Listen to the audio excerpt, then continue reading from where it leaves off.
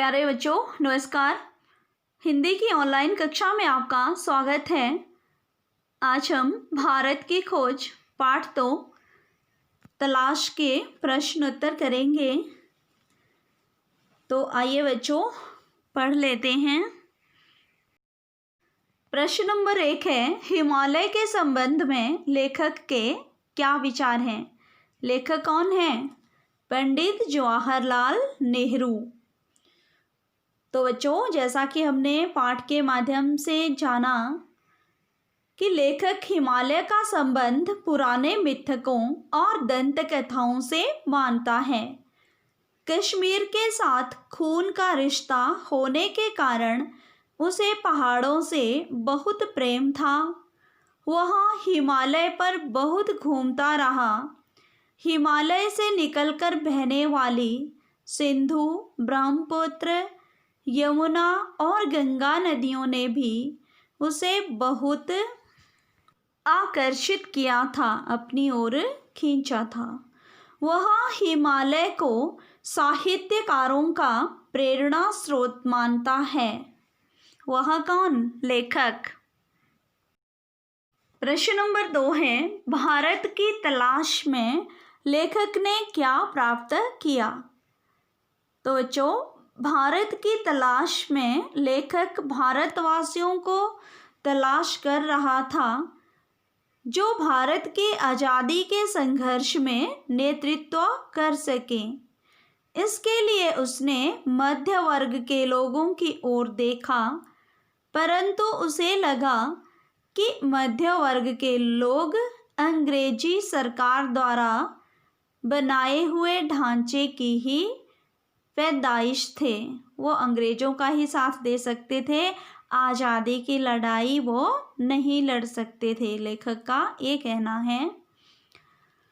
वे उसे चुनौती देने अथवा उखाड़ फेंकने का प्रयास नहीं कर सकते। तब उन्हें ग्रामीण जनता में कुछ ऐसा मिला जिससे उन्हें लगा कि इनमें कुछ ऐसा है जो मध्य वर्ग में नहीं था। इनमें उन्हें अपनी उम्मीद से अधिक मिला। उनमें एक प्रकार की दृढ़ता और आंतरिक शक्ति के उन्हें दर्शन हुए थे। किसमें? ग्रामीण जनता में, जो अंग्रेजी सरकार को चुनौती दे सकते थे। इस प्रकार भारत की तलाश में लेखक को ग्रामीण जनता में अंग्रेजों के खिलाफ खड़ा होने और चुनौती देने का साहस मिला। प्रश्न नंबर 3 है बच्चों, लेखक के अनुसार भारत माता का स्वरूप कैसा है? तो बच्चों लेखक के अनुसार भारत माता संपूर्ण भारत की मिट्टी, पहाड़, नदियाँ, जंगल, खेत और भारत की जनता है। मतलब हम सभी भारत माता के स्वरूप में ही आते हैं।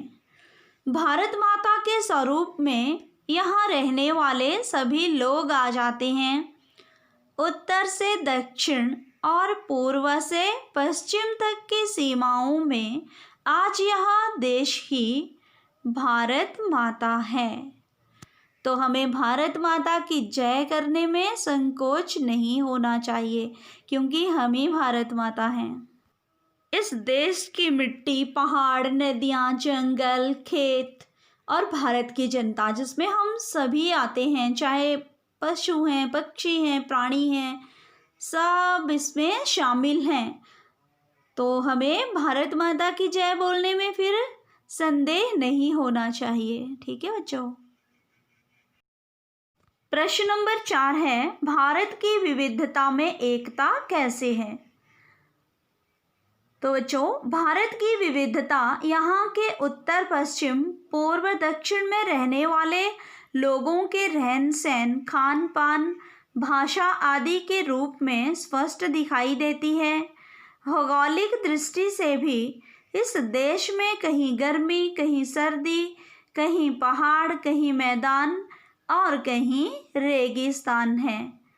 परंतु सांस्कृतिक एवं सभ्यता के कारण सभी एकता के सूत्र में बंधे हुए हैं। यही है भारत की विविधता में एकता का प्रतीक। बच्चों, इतना कुछ होते हुए भी, सब कुछ भिन्न होते हुए भी हम लोग मिलजुल कर रहते हैं। प्रश्न नंबर 5 है, भारत की जन संस्कृति की झलक कहाँ मिलती है? तो बच्चों, भारत की जन संस्कृति की झलक यहाँ के प्राचीन महाकाव्य रामायण, महाभारत आदि में मिलती हैं। इनके प्रमुख अनुवाद अनेक भाषाओं में हुए हैं तथा उन्हें परंपराओं से लोकमंच पर प्रस्तुत किया जाता है। अनपढ़ व्यक्ति भी इनका रसास्वादन करते हैं। गरीबी होते हुए भी अपनी सांस्कृतिक धरोहर को बनाए रखते हैं। जन जन में सांस्कृतिक विरासत सुरक्षित है। चाहे कोई अनपढ़ भी हैं, फिर भी उन्हें ये महाकाव्य याद हैं। तो बच्चों, ये थे परीक्षा उपयोगी महत्वपूर्ण प्रश्न उत्तर। अब हम गृह कार्य देख लेते हैं। प्रश्न नंबर 1 है, हिमालय के संबंध में लेखक के क्या विचार हैं? और प्रश्न नंबर 2 है बच्चों, भारत की तलाश में लेखक ने क्या प्राप्त किया? प्रश्न नंबर 3 है, लेखक के अनुसार भारत माता का स्वरूप कैसा है? प्रश्न नंबर 4 है, भारत की विविधता में एकता कैसे है? प्रश्न नंबर 5, भारत की जन संस्कृति की झलक कहाँ मिलती है? तो ये प्रश्न आपने लिखने भी हैं और साथ ही साथ याद भी करने हैं बच्चों। अगर कोई समस्या आती है तो कमेंट के माध्यम से आपने ज़रूर पूछना है। आज के लिए इतना ही। कल हम फिर मिलेंगे किसी नए विषय के साथ। तब तक के लिए धन्यवाद।